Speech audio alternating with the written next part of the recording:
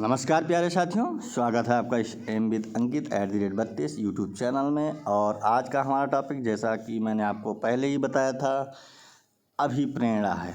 ठीक है, अभिप्रेरणा को सामान्य तौर पर हम लोग क्या कहते हैं? मोटिवेशन।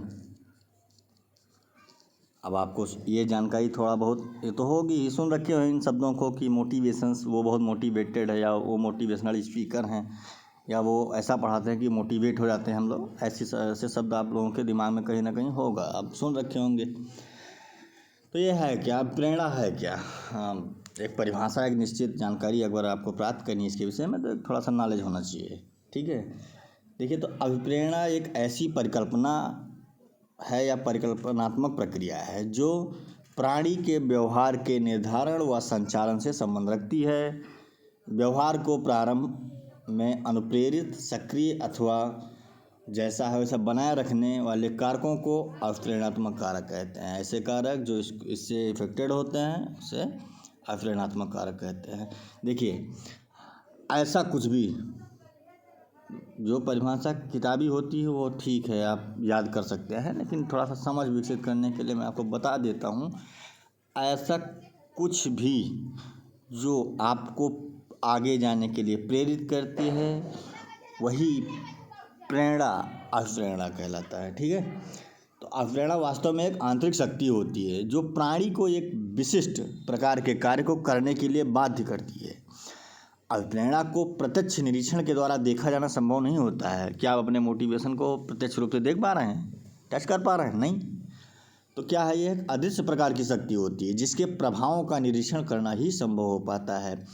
प्राणी के व्यवहार का अवलोकन करके उसकी अभिप्रेरणा को समझा जा सकता है। और अभिप्रेरणा जैसे वास्तव में क्या है कि ये क्यों के प्रश्नों का उत्तर देती है। जैसे व्यक्ति उच्च पद पर क्यों जाना चाहता है, जैसे आप अध्यापक क्यों बनना चाहते हैं, ठीक है, आदि जैसे प्रश्नों का उत्तर अभिप्रेरणा से संबंधित रहता है। मनोवैज्ञानिकों ने अभिप्रेरणा शब्द को भिन्न भिन्न ढंग से परिभाषित किया है। तो एक आध परिभाषा आप याद कर लीजिए। जैसे इसमें बहुत ही फेमस नाम है वुड का। कौन है? वुड। ये इंग्लैंड के वो गेंदबाज नहीं, मार्क वुड नहीं है, मनोवैज्ञानिक हैं वुड। इन्होंने कहा कि अभिप्रेरणा किसी कार्य को प्रारंभ करने, जारी रखने अथवा नियंत्रित करने की प्रक्रिया है। इसी प्रकार मैकडोनाल्ड, ये रैमजे मैकडोनाल्ड नहीं है जो ब्रिटिश के प्रधानमंत्री हुआ करते थे, वो दूसरे मैकडोनाल्ड हैं। वो कह रहे हैं अभिप्रेरणा व्यक्ति के अंदर, ध्यान से सुनिएगा, ये परिभाषा आपके काम आ सकती है। प्रेरणा व्यक्ति के अंदर ऊर्जा परिवर्तन, भावात्मक जागृति तथा पूर्व अपेक्षित उद्देश्य अनुक्रियाओं से निर्धारित होता है। समझ में आ गया होगा आपको। तो ये थोड़ा सा अभिप्रेरणा के विषय में आपको थोड़ा सा कॉन्सेप्ट क्लियर हो गया, परिभाषा आपको मालूम चल गया। अभिप्रेरणा करता क्या है? संचालन करता है। ठीक, किसका संचालन करेगा? आपके मन मस्तिष्क को, आपके बॉडी पार्ट को निर्देशित करता है। किसको करेगा? आपके और आपके समस्त बॉडी पार्ट को, और संगठित करता है आपको। इस प्रकार इसके कार्य क्या क्या हैं? संचालन, निर्देशन और संगठन करना इसके कार्य हो सकते हैं। ठीक है ना साथियों। अब इसके विषय में थोड़ा सा परिभाषाओं के हिसाब से विश्लेषण कर दिया जाए कि एक्चुअली थोड़ा सा इसके विषय में हम लोगों ने एक्स्ट्रा क्या सीखा। ठीक है ना, अभी तो मैं परिभाषा ही बता रहा था, कॉन्सेप्ट बता रहा था। अब ये चीज़ आपके लिए रिलायबल है या आपके समझ के लिए ज़रूरी है। तो जैसा मैंने परिभाषा बताया, उन परिभाषाओं के अवलोकन से स्पष्ट हो जाता है कि अभिप्रेरणा वास्तव में प्राणी की वह आंतरिक तथा तत्परता की स्थिति होती है। यह आंतरिक है और तत्परता की स्थिति है। तत्परता का मतलब आपको इससे एक्टिवनेस थोड़ा सा महसूस होता है, जो उसे किसी विशिष्ट प्रकार के व्यवहार को प्रारंभ करने की कोई निश्चित दिशा देने तथा बनाए रखने की प्रवृत्ति होती है, प्रेरित करती है। ठीक है ना। तो कुछ हम इसके प्रॉपर्टीज़ यानी विशेषता को देख लेते हैं कि क्या है, तो उन्हीं परिभाषाओं से निकाल लेते हैं। अभिप्रेरणा कैसा होता है? आंतरिक शक्ति होती है मुख्य रूप से। अभिप्रेरणा में व्यक्ति का व्यवहार लक्ष्य निर्देशित होता है, जिस प्रकार जो वो टारगेट करेगा उसी अकॉर्डिंग वो कार्य करेगा, तथा प्राणी उस उद्देश्य को प्राप्त करने के लिए सतत रूप से क्रियाशील तथा प्रयासरत रहता है। अब प्रेरणा प्राणी में ऊर्जा परिवर्तन लाती है। क्या आप कभी मोटिवेट हुए हैं? तो क्या आपको मोटिवेशन के समय एक नई ऊर्जा मिली? ओके। फिर प्राणी के अप्रेरित व्यवहार में निरंतर परिलक्षित होता है। ये जो उसका व्यवहार है निरंतरता के साथ परिलक्षित होता है। अप्रेरणा स्थिति में भावात्मक उत्तेजना पाई जाती है, जिसके फलस्वरूप प्राणी में एक प्रकार का मनोवैज्ञानिक तनाव उत्पन्न हो जाता है। प्राणी इस तनाव को दूर करने के लिए सतत प्रयास करता है। अप्रेरणा का तनाव ही प्राणी को सकारात्मक दिशा में प्राणी को आकर्षित करता है। ठीक है। और किसी भी व्यक्ति का अप्रेरित व्यवहार उसके सामान्य व्यवहार की तुलना में अधिक प्रबल प्रकृति का होता है। जैसे जब आप जनरल वे में पढ़ाई कर रहे हों, उसके बाद आप थोड़ा सा मोटिवेट हो जाइए, उसके बाद आप पढ़ाई कीजिए, फिर देखते हैं आपके नॉलेज क्या कह सकते हैं कि आपके नॉलेज पावर या नॉलेज गेन करने का जो समय है वह क्या होता है। ज़्यादा लगेगा समय या कम लगेगा, समझ में ज़्यादा आएगा या कम। आप लक्ष्य निर्देशित हो जाएंगे, ऊर्जान्वित हो जाएंगे और आपको चीज़ें ज़्यादा समझ में आएगी, क्योंकि आपका एक टारगेट होगा कि मुझे उस टारगेट तक पहुंचना है। मेरे प्यारे साथियों, तो आपको यह बताना चाहेंगे कि प्रेरणा के संगठक क्या हैं, component of motivations. Component of motivation, right. संगठन क्या क्या हो सकते हैं, आपको बताना चाहेंगे कि इसके संगठक आवश्यकता, नीड, ओके, या मांग, डिमांड कह सकते हैं। अंतर्नोद, अंतर्नोद, चालक, ड्राइवर कहेंगे इसको, राइट। प्रोत्साहन, प्रलोभन, प्रोत्साहन या प्रलोभन, और अभिप्रेरक या प्रेरक, ठीक है ना। ये इसके संगठक हैं। तो इसके विषय में हम थोड़ा बहुत जान लेते हैं, क्या है अंतर्नोद, क्या है और आवश्यकता क्या है, प्रोत्साहन क्या है, सब थोड़ा सा समझ लेते हैं।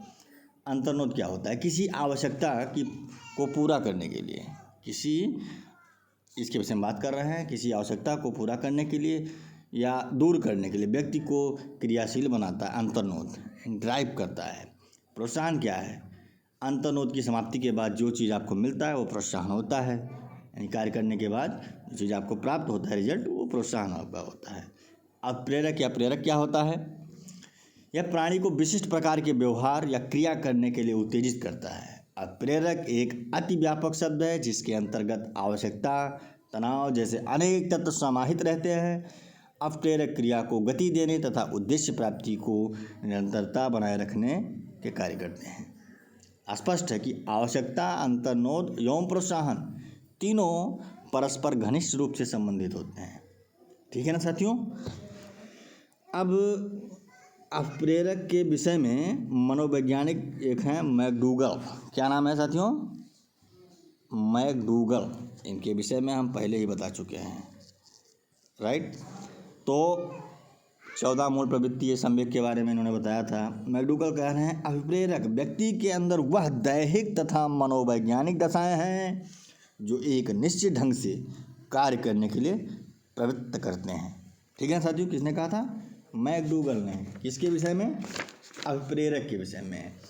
इसी प्रकार बात करें ब्लेयर, कौन, ब्लेयर जोन्स, यम नहीं यन है, राइट, और सिम्पसन, इन तीनों ने कहा कि यह प्रेरक हमारी आवश्यकताओं से उत्पन्न होने वाली वह दशाएं जो व्यवहार को दिशा व उद्देश्य प्रदान करती हैं। इस प्रकार कह सकते हैं कि अभिप्रेरक कार्य करने की वह प्रवृत्ति हैं जो किसी आवश्यकता व अंतर्नोद से प्रारंभ होती है तथा समायोजन पर समाप्त हो जाती है। जैसे भूख, प्यास, यौनाक्रिया, सानिध्य, आक्रामकता आदि कुछ प्रमुख अप्रेरक हैं। इजी है। अब इसके टाइप्स के विषय में जान लेते हैं कि अप्रेरक के कौन कौन से प्रकार हैं। तो इसके विषय में अब्राहम मैस्लो ने कहा अपप्रेरक को जन्मजात अपप्रेरक तथा अर्जित अपप्रेरक में बांटा जा सकता है। मैस्लो ने क्या कहा कि ये जन्मजात होता है और अर्जित होता है, सबका अलग अलग व्यू है, ठीक है ना। जैसे इतिहास आप पढ़ रहे हैं आपको सारा इतिहास का नॉलेज हो जाए, उसके बाद भी ले कहा कि है क्या इतिहास, ऐसे मनोविज्ञान है, सारा कुछ आपको समझ में आ जाएगा, फिर लगेगा कि है क्या एक्चुअली, ठीक है ना। तो पढ़ते रहिए। तो इन्होंने जन्मजात बताया, जैसे भूख, ये किसी से आप अर्जित करते हैं क्या आपको ऑटोमेटिक लगता है, ये आप जन्मजात होता है। प्यास, नींद, किससे आप पाए हैं, किसी से नहीं, ये जन्मजात होता है। लेकिन अर्जित क्या होता है, प्रतिष्ठा, ये अर्जित होता है, किसी से पाएंगे। मान सम्मान, ये अर्जित है, ठीक है ना साथियों।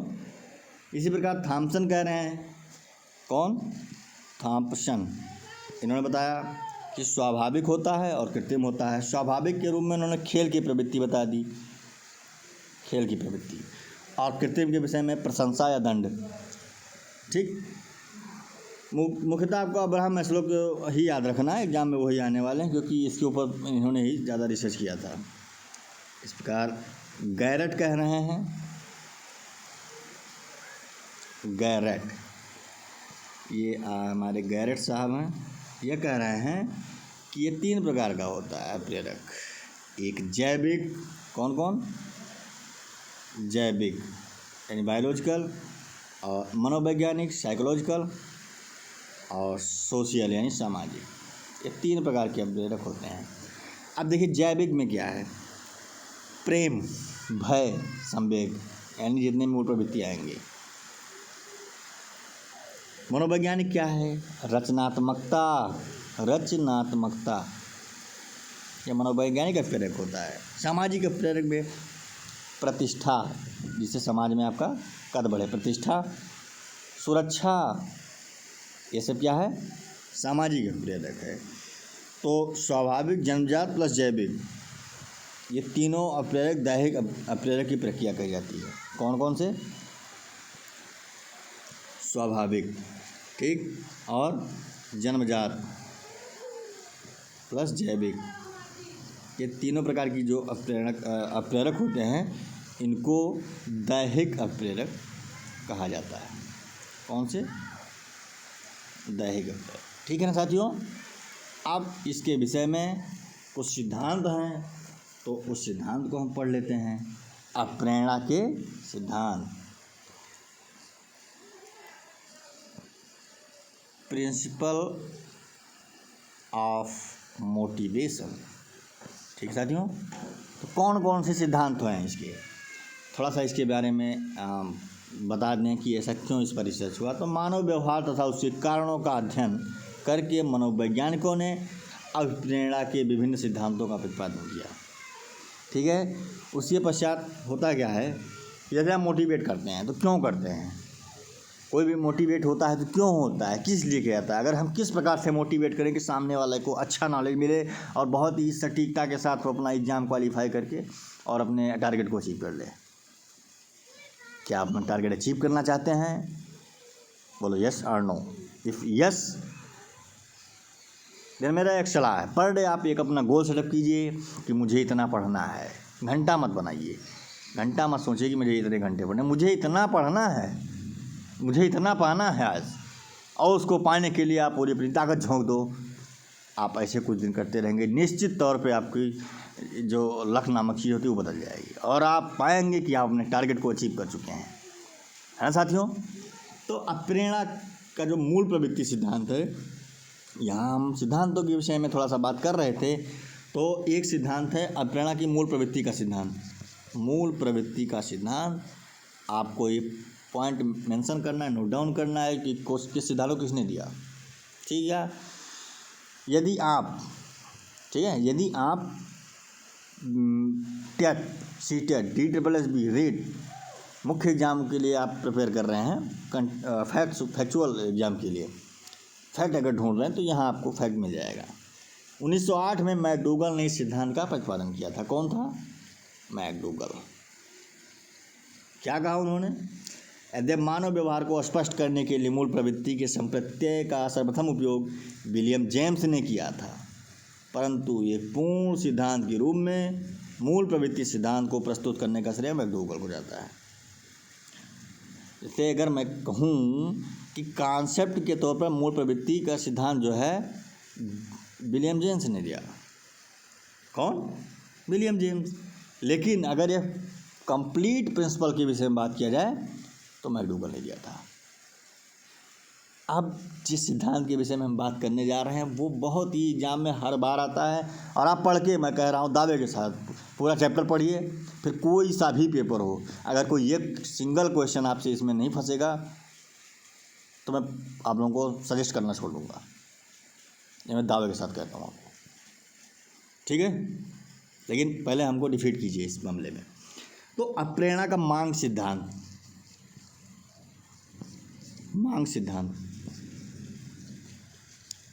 यहाँ इस सिद्धांत का प्रतिपादन 1954 में अब्राहम मैस्लो ने किया था। किसने? अब्राहम मैस्लो ने। इस सिद्धांत के अकॉर्डिंग जब प्राणी अपने अस्तित्व के लिए किसी वस्तु की कमी या मांग महसूस करता है तो उसे प्राप्त करने के लिए क्रियाशील या अभिप्रेरित हो जाता है। ये मांगें जैविक तथा मनोवैज्ञानिक दोनों होती हैं। ये सिद्धांत उन कंपटीशनर के लिए बहुत ज़्यादा है, या वो बहुत ज़्यादा इस पर फॉलो करते हैं जो मिडिल क्लास या लोअर मिडिल क्लास जैसे हम लोग आते हैं। हमेशा यह सोचा जाता था कि मैं अगर पढ़ लूँगा तो हमारे घर की स्थिति बदल जाएगी, हमारे समाज की स्थिति बदल जाएगी, है ना। तो मांग, कमी,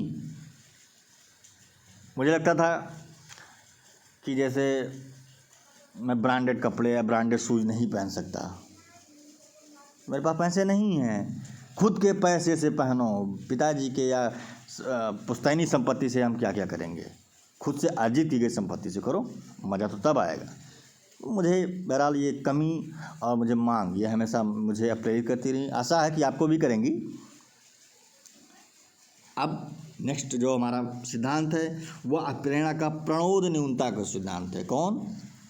प्रणोद न्यूनता का सिद्धांत। ये सिद्धांत किसने दिया? इस सिद्धांत का प्रतिपादन 1943 में क्लार्क लियोनार्ड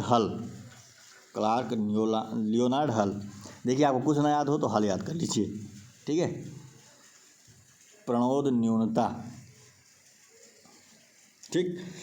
अप्रेरणा का मनोविश्लेषणात्मक सिद्धांत, ये इनका नाम बहुत फेमस है, मैं इसके विषय में थोड़ा सा अलग से बताऊंगा। मनोविश्लेषणात्मक सिद्धांत के जनक कौन है?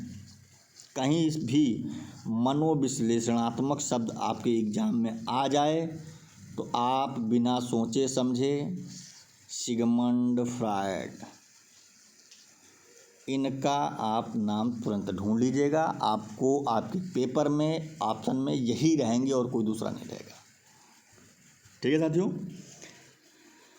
इन्होंने व्यवहार की अप्रेरकों को मनोवैज्ञानिकों का ध्यान आकर्षित किया था। उनके अनुसार अप्रेरणा मुख्य उत्तरदायी कारक मूल प्रवृत्ति तथा अचेतन है। अप्रेरणा का जो मुख्य उत्तरदायी कारक क्या है? अप्रेरणा का मुख्य उत्तरदायी कारक क्या है? मूल प्रवृत्ति तथा अचेतन। फ्रायड ने मूल प्रवृत्तियों को व्यवहार का मूल कारण माना और आधारभूत मूल प्रवृत्तियों के रूप में दो रूपों में देखा, एक जीवन मूल प्रवृत्ति, एक मृत्यु मूल प्रवृत्ति। इन्हें सभी प्रकार के व्यवहारों का प्रमुख अभिप्रेरणात्मक स्रोत बताया गया। तो यदि आप एक क्वेश्चन में मांग का सिद्धांत आ जाए, वो मेनली तो अब्राहम मैस्लो या सिगमंड फ्रायड यही आएंगे। बाकी याद कर लीजिए भाई, एग्जाम है, कुछ भी आ सकता है, सिलेबस में आपके दिया हुआ है ना। अब अप्रेरणा का क्षेत्र सिद्धांत आता है। क्षेत्र सिद्धांत कुर्ट लेविन ने दिया था, इतना याद रखिए। अप्रेरणा का लक्ष्य आधारित सिद्धांत तो टारगेटेड होता है कि किस प्रकार हम किसी टारगेटेड मैटर के विषय में लोगों को मोटिवेट करें। इम्पोर्टेंस क्या है, बात करते हैं, सिद्धांत बहुत ज़्यादा हो गए। और importance of the motivations, right. तो बालकों की शिक्षा में अप्रेरणा का अत्यंत महत्वपूर्ण स्थान होता है। अप्रेरणा ही छात्रों की सारी क्रियाओं का मूल केंद्र बिंदु होता है। बिना अप्रेरणा के प्रभावशाली शिक्षण की कल्पना नहीं की जा सकती है। क्या बिना मोटिवेट किए आपको अच्छे ढंग से समझाया पढ़ाया या आप पढ़ के टीचर बने तो किसी को समझा सकते हैं? नहीं, क्योंकि जब तक आप किसी को उसका टारगेट नहीं बताएंगे, उसका एम नहीं बताएंगे, उसके माइंड में एम्बिशन नहीं सेट करेंगे, देन आपकी पढ़ाई गई समझाई गई चीज़ें बेकार है। एंडरसन के अनुसार अधिगम की सर्वोत्तम प्रगति तब होगी जब व्यक्ति अप्रेरित हो। एक बात मैं और बता दूं, देखिए प्रेरणा तो दो प्रकार से हो सकती है। एक आंतरिक, मैं पर्सनली आपको इसी के विषय में बता रहा हूँ। दूसरा होता है बाह्य। यदि करंट में जैसे मैं कोई मोटिवेशनल कोट्स बोल दूँ या कुछ ऐसा आपको बताऊँ या जिससे आप मोटिवेट हो जाएं, यार वो मोटिवेशन आप कब तक लेकर चलेंगे? आज, कल, 10 दिन, हमेशा नहीं ले पाएंगे। लेकिन मेरा प्रयास ये है कि आप लोगों का भी इसमें प्रयास होना चाहिए कि इस मोटिवेशन को आप यहाँ पर सेट करें, आंतरिक में। और जब आप सेल्फ मोटिवेटेड होंगे, यकीन कीजिए आपको किसी मोटिवेशनल स्पीकर की ज़रूरत नहीं पड़ेगी, मेरी भी नहीं। और मुझे पता नहीं, तो कभी कभी तो हंसी आती है मोटिवेशन में, ये EJMR who are you, I am fine, ये वो थोड़ा सा स्लाइटली इंग्लिश का प्रयोग करते हैं। लगता है यार क्या गजब का नॉलेज है बंदे का। मैं एक बात बताऊँ, they are trying to fool you, right? और कुछ नहीं होता है। आप सेल्फ मोटिवेटेड होइए। मेरे किसी और के मोटिवेशन से आप क्या मोटिवेट हो जाएंगे? वो उतना मज़ा नहीं आएगा आपके लिए, ना उतना आपके लिए रिलेवेंट है। आप सेल्फ मोटिवेट होइए। अब थोड़ा सा इसके विषय में बात कर लेते हैं। थोड़ा सा बात, जो एक आखिरी बिंदु बच रहा है प्रेरणा में, तो वो यह है कि सभी अधिगम में कोई ना कोई अप्रेरणा अवश्य ही विद्यमान रहती है। निसंदेह शिक्षा प्रक्रिया में अप्रेरणा का एक महत्वपूर्ण स्थान रहता है। अधिगम की दृष्टि से अप्रेरणा के जो रूप हैं वो कुछ इस प्रकार हो सकते हैं। अधिगम प्रक्रिया में अधिक महत्वपूर्ण भूमिका अदा कर सकते हैं। वो इस प्रकार कौन कौन के हैं? वो ये हैं, देखिए, पुरस्कार एवं दंड। क्या हम किसी को पुरस्कार के माध्यम से प्रेरित कर सकते हैं? दंड के माध्यम से प्रेरित कर सकते हैं? मैं थोड़ा सा एग्जांपल देता हूँ। जैसे अभी 15 अगस्त आने वाला है। 15 अगस्त कौन? 2022। वहाँ बच्चे, क्या होता है इन क्लास में बच्चे थोड़ा सा बोलने में हिचकिचाते हैं, खासकर जो गांव के बच्चे होते हैं, पिछले क्षेत्रों के बच्चे बोलने में हिचकिचाते हैं। तो अगर कुछ को मोटिवेट करके आगे लाया जाएगा कि हाँ तुम ये करो, कुछ होते हैं, कुछ जन्मजात से लीडरशिप उनके अंदर होती है। हर क्लास में एक दो बच्चा ऐसा मिल जाएगा। तो होता क्या है कि उनको अगर कोई गीत या कोई लीडर उसमें लीडरशिप की भूमिका निभाए, पार्टिसिपेट किए किसी कार्यक्रम में, तो उनको हम लोग पुरस्कार के तौर पे कुछ ना कुछ देते हैं, है ना? तो इससे वह तो मोटिवेट हुआ ही कि यार अब ये मुझे मिला है, फिर हम इसको कहेंगे आने वाले टाइम में। और दूसरा जो उसको देख रहा है पुरस्कार लेते हुए, उसके मन में भी आता है कि यार मैं भी करता था, मुझे भी मिलता ये, है ना? अब ये दंड वाला मैटर आता है। देखिए, दंड हमेशा लागू नहीं होता। कभी कभी क्या होता है, यदि कोई काम गलत हो जाता है किसी बच्चे से, यदि हम उसको मार दें तो 60% 70% चांसेस ये है कि वो मार से सुधरे ना, बल्कि और बिगड़ जाए। मुझे प्रयास करना यही चाहिए कि दंड को ज़्यादा हम प्रेरणात्मक रूप से ना लें। दंड कोई मोटिवेशन नहीं है, कम से कम प्रयोग करें। और इस सिद्धांत यानी पुरस्कार दंड का सिद्धांत का प्रतिपादन किसने किया? वही बिल्ली वाला, कौन थे? थॉर्नडाइक। तत्परता, अभ्यास, प्रभाव का नियम किसने दिया था? थॉर्नडाइक। ये सिद्धांत 1911 में इन्होंने दिया था। और कुछ हो सकता है, जैसे प्रशंसा करके निंदा। अब ये बताइए, प्रशंसा आप करेंगे तो मोटिवेशन ज़्यादा होगा, निंदा करेंगे तो प्रशंसा। परिणाम का ज्ञान, यदि आपको ये मालूम है कि आप आने वाले टाइम में ये वीडियो देखकर आपको साइकोलॉजी कंप्लीट होगा, उसके बाद जो है सुपर टेट अगर आएगा तो आपका निकल जाएगा, तो आप रिजल्ट का ज्ञान आपको पहले से मालूम है क्योंकि आप पढ़ रहे हैं, पढ़ चुके हैं उन चीज़ों को अच्छे तरीके से, तो आप मोटिवेट हैं कि यार मुझे साइकोलॉजी में कोई टेंशन नहीं होगी, क्योंकि अंग्रेज सर तो आएंगे। जो कोई क्वेश्चन होगा आपका, अगर आपकी कोई क्वेरी है तो प्लीज़ कमेंट बॉक्स आपके लिए ओपन रहता है, आप उसमें अपना कमेंट पिन कीजिए, बताइए हमको, और कमेंट देखते ही मैं आपके क्वेश्चन का आंसर करूँगा। ठीक है ना साथियों, ऐसे स्पर्धा तथा प्रतियोगिता के माध्यम से मोटिवेशन हो सकता है, ठीक, और कुछ अन्य प्रोत्साहन हो सकते हैं। तो बस इतना सारा ही काम है। फिर प्रोत्साहन के विषय में आपको स्पेशली यही कहेंगे कि आप सेल्फ मोटिवेटेड बनिए, और आप तो एक जागरूक प्राणी के रूप में भी आ चुके हैं। अब ये तो है नहीं आप किशोरावस्था में भी यही चल रहे हैं, आप प्रौढ़ा में यहाँ प्रवेश कर चुके हैं, तो आपको अच्छे बुरे की समझ हो गई होगी। तो आप सेल्फ मोटिवेटेड रहिए, पढ़ाई करते रहिए, हंसते रहिए, खुश रहिए, और चैनल को यार सब्सक्राइब करिए, बार बार बता चुके हैं, शेयर कीजिए, लाइक कीजिए, पढ़ते रहिए, हंसते रहिए, मुस्कुराते रहिए, और वीडियो का मजा लेते रहिए। Thank you for watching this video and God bless you.